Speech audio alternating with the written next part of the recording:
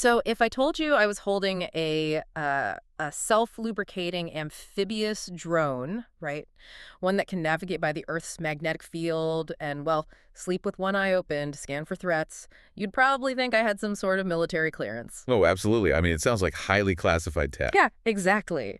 But we're actually just talking about the waddling duck down at your local village pond. Hunch?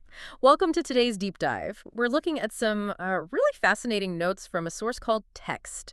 And our mission today is to completely reframe how you see this everyday bird. Right, because it really is the definition of biological engineering hidden in plain sight.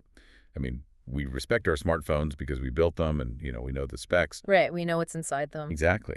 But text forces us to look at the specs of a pond duck, starting with, well, how it survives a freezing wet environment without just instantly succumbing to hypothermia. Yeah, let's unpack that exterior armor first because, you'd think feathers would just soak up the pond water like a sponge, right? And drag the bird down. So how exactly does a duck stay buoyant and dry in freezing water? Well, it requires active mechanical maintenance. The source details this process called preening. Okay. The duck actually has a special gland near its tail that produces a highly specialized oil. Wait, really? It produces its own oil? Yep. It uses its beak to extract this oil, and then it meticulously coats every single feather on its body. Wow. So instead of just growing water repellent feathers naturally, it manufactures its own hydrophobic coating and actively applies it every day. Right, exactly. It's like having a car that automatically synthesizes a chemical rain repellent Right. and then just wipes it over the windshield so the water beads up and rolls off. That's a perfect analogy. Yeah. And, the exterior armor keeps them alive in the freezing pond, but eventually the pond freezes over or predators start closing in. Right. The elements are only step one. Exactly. A survival machine needs a way to rest without getting eaten. Which brings us to a major biological vulnerability, which is sleep. Yes.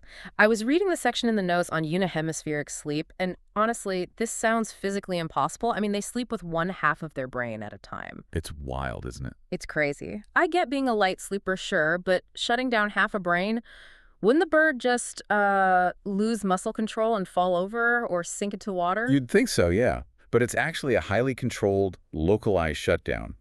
By alternating which brain hemisphere goes dormant, the bird maintains its basic motor functions and its buoyancy. Oh, wow. And more importantly, the awake half of the brain keeps the corresponding eye open.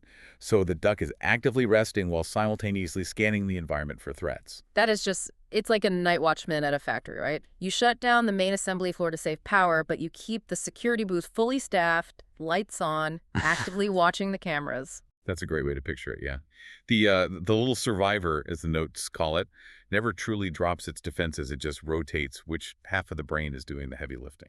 Okay, so the duck is waterproofed against the cold, and it can rest without getting eaten. But, if the pond freezes and it has to fly hundreds of miles south to survive, a perfect physical shield and an unbeatable alarm system don't help much if the machine gets completely lost. Which is why the final piece of this engineering puzzle is global navigation.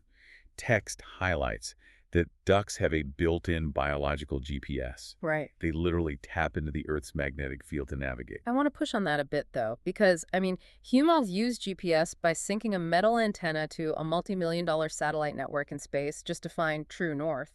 What is the actual physical antenna inside a duck that feels a magnetic pull? It's fascinating.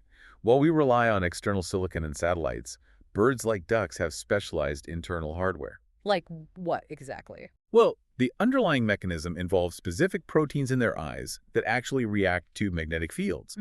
And on top of that, they have tiny deposits of magnetite, which is a magnetic mineral, in their beaks. No way! In their beaks. Yeah, their biology physically registers the Earth's magnetic lines of force. So they're visually or physically feeling the magnetic field as they fly? Precisely. There are no dead zones, no satellite subscriptions, just pure internal biological hardware guiding them across continents. Exactly. When you synthesize the whole picture, the self-replenishing hydrophobic weatherproofing, the split brain security system keeping one eye open, and the magnetic navigation sensors, you realize that this waddling bird begging for bread is actually a masterpiece of survival tech. Refined over millions of years, yeah. Totally. It just completely changes how you look at the world around you. We're so impressed by the metal and glass rectangles in our pockets. But, If a common, unassuming pond bird possesses this level of deeply integrated high-tech biological engineering, it makes you wonder. It really does. What other invisible survival technologies are actively operating inside the ordinary animals sitting in your backyard right now?